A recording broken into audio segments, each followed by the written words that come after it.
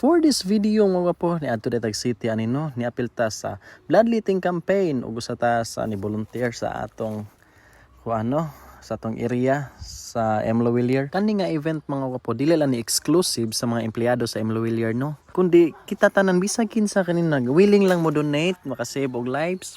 Okay ra jud kay mo join ani nga event. Ang nakanindot aning gwapo once na human ka og donate ko po tagan ka og postcard gwapo. Red Cross din nga atong partners diri gwapo sa kaning event gwapo. So ang gamit na ining postcard or donor card gwapo may magsilbing personal record nimo.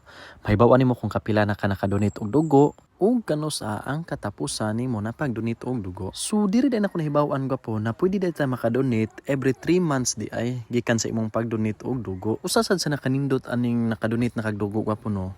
Once na naka-record gwapo, kung maabot ang panahon na ikaw na pud ang manginahanglan og dugo, makakuha ra ka og dugo sa Red Cross sa Cebu. Ipakita lang nimo ang imong donor card og request gikan sa doktor. Kung ang imong ginikanan, asawa, anak, igsuon og mga parente o mga amigo na mao'y magkinahanglan og dugo, ayaw ra ipadala ang imong donor card.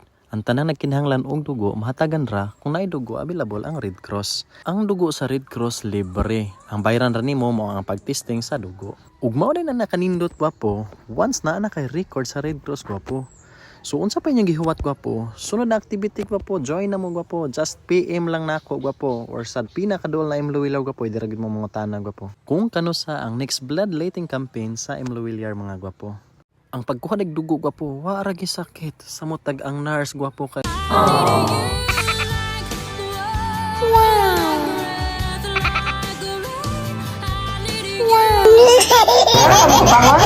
Oh, okay na lang, wala rong nonsa. Adi sa sakit. Okay ra di ay.